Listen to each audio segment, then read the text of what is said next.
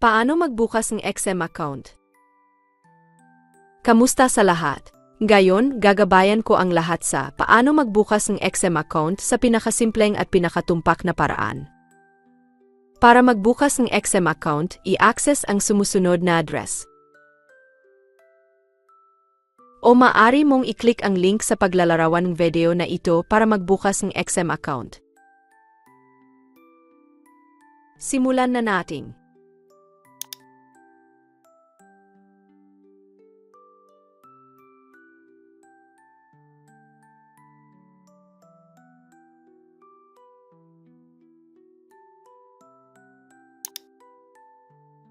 Ito ang interface pagkatapos i-access ang XM. Maaari kang mag-click dito para baguhin ang wika.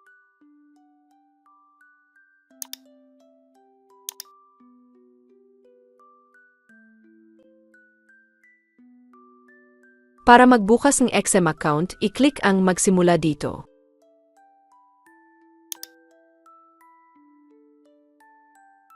Hinihiling XM na kumpletuhin mo ang impormasyon kabilang ang bansang tinitirahan, email at password. Mangyaring punan ang impormasyon sa pagkakasunod-sunod.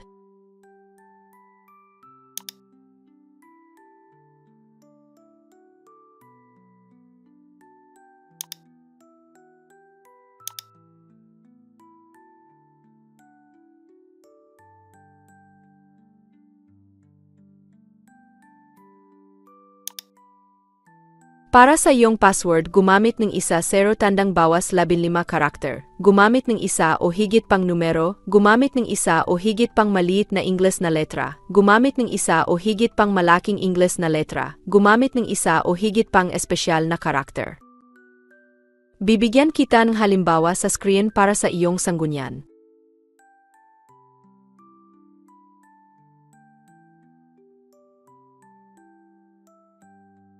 I-click dito para sumang-ayon sa mga kondisyon ng XM. Pagkatapos, i-click ang magrehistro.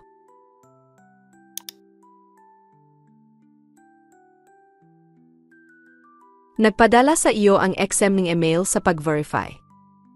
Magbukas ng bagong tab para i-access ang iyong mail.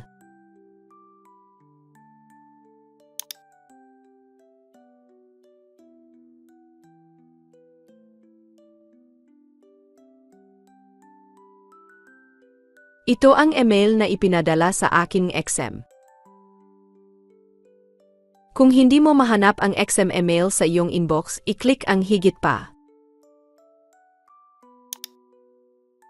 Pagkatapos, mag-click sa seksyong spam upang suriin. Ngayon, buksan natin ang email na ipinadala ng XM. I-click ang i-verify ang iyong email.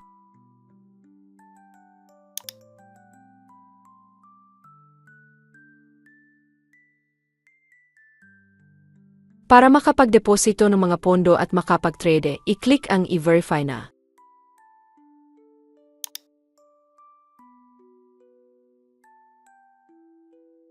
Idagdag natin ang mga detalye ng iyong profile, kabilang ang iyong pangalan, panggitnang pangalan, apelyido, petsan kapanganakan at numero ng telepono.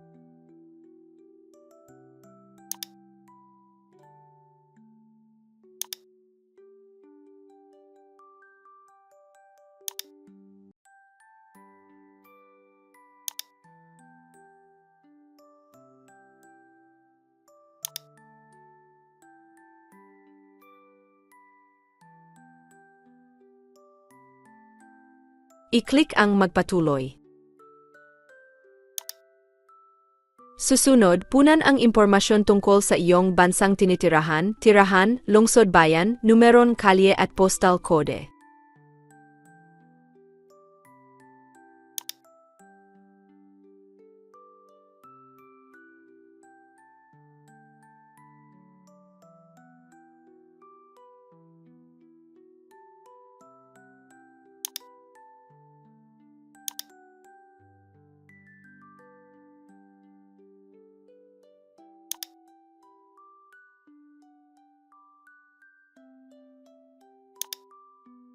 Sa seksyong postal code, maaari kang maghanap online para sa postal code kung saan ka nakatira at punan ito dito.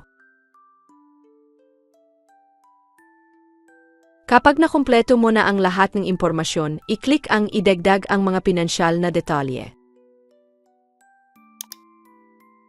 Pumunta sa seksyong iyong profile bilang investor.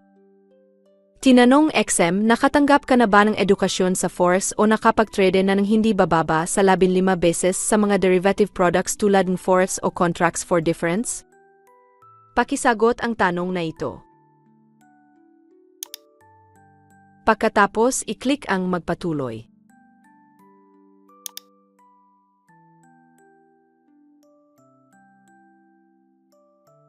Ang susunod na hakbang ay i-upload ang iyong mga dokumento para sa pag-verifying dokumento at i-verify ang pagkakakilanlan. I-click ang simulan ang pag-verify.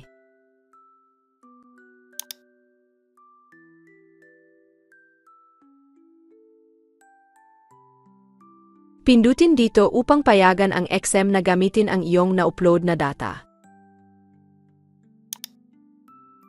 I-click ang button na ito.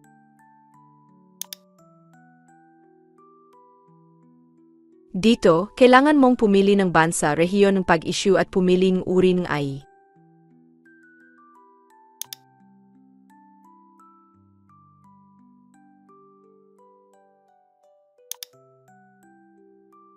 Sa seksyon na pumiling uring AI, maaari kang pumiling card ng pagkakakilanlan, lisensya sa pagmamaneho o pasaporte. Pinipili ko ang card ng pagkakakilanlan. I-click ang pahintulutan upang gamitin ang camera.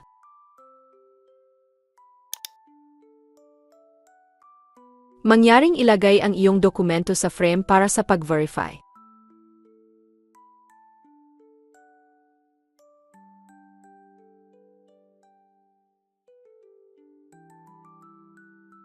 Susunod, kailangan mong kumpletuhin ang pagpapatunay ng mukha.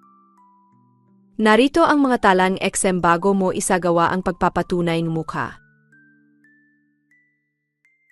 Pindutin dito. Pakilagay ang iyong mukha sa frame at sundin ang mga tagubilin mula sa XM sa screen.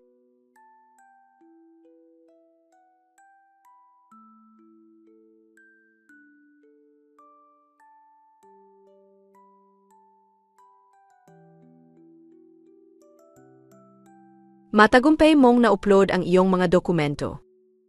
Ipapadala ng XM ang mga resulta ng pagpapatunay ng account sa iyong email.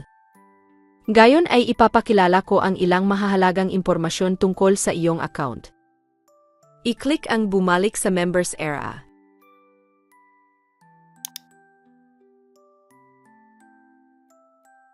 Mangyaring pumunta sa seksyon ng mga account ko.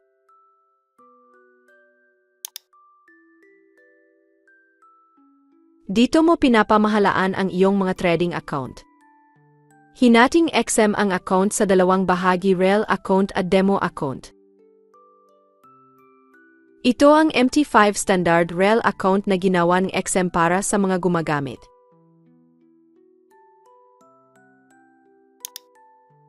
At ito ang MT5 standard demo account na ginawa rin ng XM para sa mga gumagamit. Kung gusto mong magbukas ng higit pang mga account, mag-click sa magbukas ng isa pang account.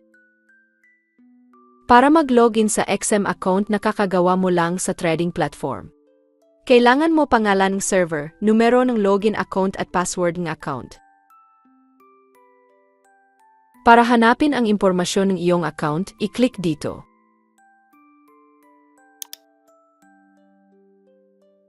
I-click ang impormasyon ng account. Ito ang impormasyon ng account table.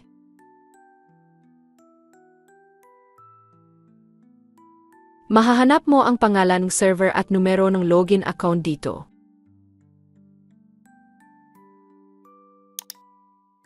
Kung gusto mong baguhin ang password ng iyong trading account, i-click dito.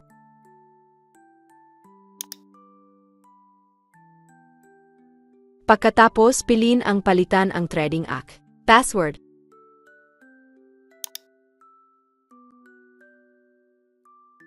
Ipasok mo ang bagong password ng trading account dito.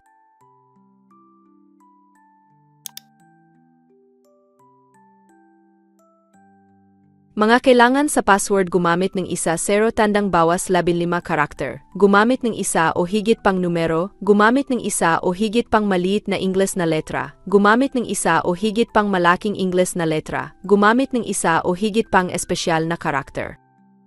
Bibigyan kita ng halimbawa sa screen para sa iyong sanggunian.